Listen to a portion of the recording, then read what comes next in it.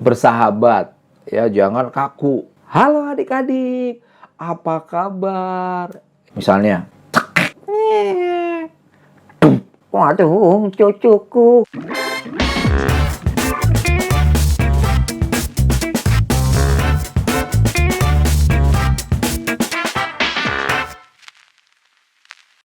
Halo, selamat datang di channelnya Kak Puji. Senang sekali hari ini saya menjumpai teman-teman semuanya. Dan hari ini saya akan membahas tentang tips sukses bercerita. Nah, saya akan membuat serial dari tips-tips untuk memudahkan teman-teman semuanya dalam melayani anak atau sebagai guru di sekolah, baik sekolah PAUD, sekolah TK maupun sekolah yang levelnya sama. Intinya untuk anak usia dini.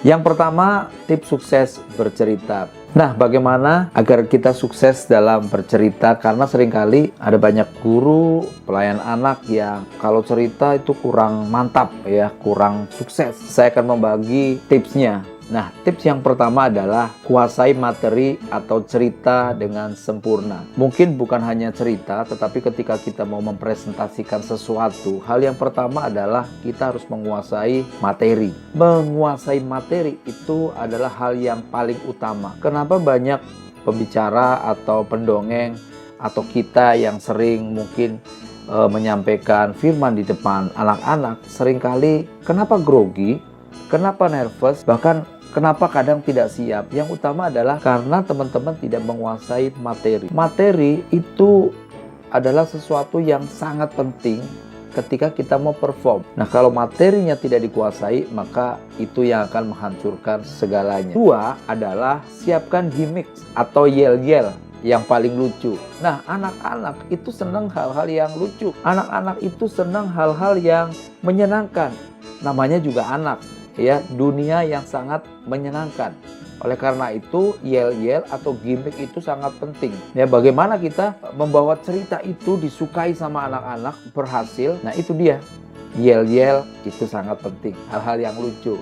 Ya, kita punya gimmick-gimmick dari wajah kita, muka kita, atau gerakan kita. Nah, itu harus dikuasai. Nah, yang ketiga adalah mulailah bercerita dengan percaya diri. Nah, banyak teman-teman yang ketika bercerita takut, ya, lalu kemudian tidak percaya diri. Nah, ini yang akan menyebabkan kita gagal dalam bercerita, dalam mendongeng, atau dalam menyampaikan pesan kepada anak-anak. Oleh karena itu, ini juga tidak kalah penting. Kita harus percaya diri. Apapun yang terjadi, percaya diri. Ya, gak usah malu-malu. Karena ketika kita ada di depan, itu adalah panggung kita. Oleh karena itu, kita harus kuasai panggung itu. Anggap aja itu semuanya milik kita. Kita percaya diri aja. Nah, nanti gimana kalau salah? Ya, nanti kita bisa evaluasi untuk cerita-cerita yang akan datang. Nah, yang keempat apa? Bukalah cerita Anda dengan salam yang hangat. Nah, ini teman-teman, ini juga tidak kalah penting. Ketika kita bercerita, ketika kita mau menyampaikan pesan, mendongeng, atau mengajar, bukalah cerita dengan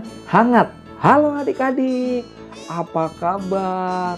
Ya, atau shalom adik-adik, bagaimana kabarnya? Atau hai. Ya, dengan hangat, senyum, bersahabat. Ya, jangan kaku. Kadang-kala banyak teman-teman yang memulai cerita dengan mukanya muka cemberut. Nah, ini yang akan membuat adik-adik kita yang mendengarkan sudah bete duluan, ya, sudah bosan duluan. Kenapa? Lihat muka kakaknya tidak bersahabat. Nah, selanjutnya adalah gunakan sound effect. Apa itu sound effect? Suara-suara yang membantu menegaskan satu cerita. Contohnya ketika kita mau buka pintu, sound effectnya di mana? Bunyi suaranya, ya. Misalnya, nah, ya itu adalah sound effect. Atau misalnya suara-suara binatang. Misalnya kita lagi cerita. Nah, adik-adik, ketika nenek itu datang, waduh, cucuku, kemana anak ini ya? Lalu nenek itu berjalan. Tuk, tok, tuk, tok, tuk, tok, tuk. Waduh, ternyata ada kucing. Si nenek kaget. Ternyata ada apa? Kucing. Itu adalah sound effect. Ya, suara kucing, suara jalannya si nenek, ya, suara neneknya, Ya, itu adalah sound effect. Nah, kalau ada sound effect, maka cerita itu akan apa? Akan menarik. Anak-anak itu akan merasakan, menikmati, bahkan akan betah untuk mendengarkan cerita kakak-kakak semuanya. Ya, lalu kemudian yang terakhir adalah menutup cerita sebelum anak-anak bosan. Nah, ini dia. Jangan menutup cerita ketika anak itu sudah bosan. Kalau anak ini sudah bosan baru kita tutup, maka saya percaya cerita ini tidak akan menarik.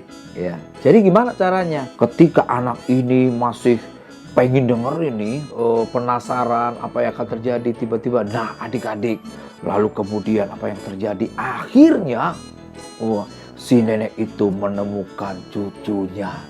Luar biasa ya adik-adik. Nah, demikianlah ceritanya adik-adik.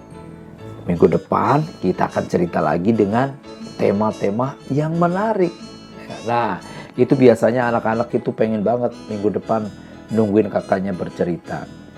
Tapi kalau anak-anak sudah panas, pipis, kapan sih ceritanya selesai? Nah, ini ceritanya berarti tidak menarik. Nah, teman-teman, dari sekian tips ini nanti saya akan bedah satu persatu. Saya akan membuat serial step demi step. Misalnya nanti bagaimana menguasai materi, tipsnya apa, lalu bagaimana gimmicknya, contoh-contoh gimmick, bagaimana agar kita percaya diri, bagaimana membuka isi cerita lalu menutup, lalu contoh-contoh sound effect. Saya akan dalemin dari setiap serial. Nah, teman-teman, itu yang bisa saya sampaikan untuk episode kali ini.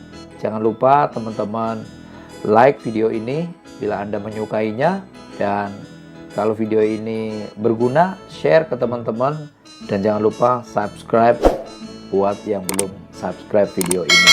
Sampai jumpa lagi di episode yang akan datang. Salam.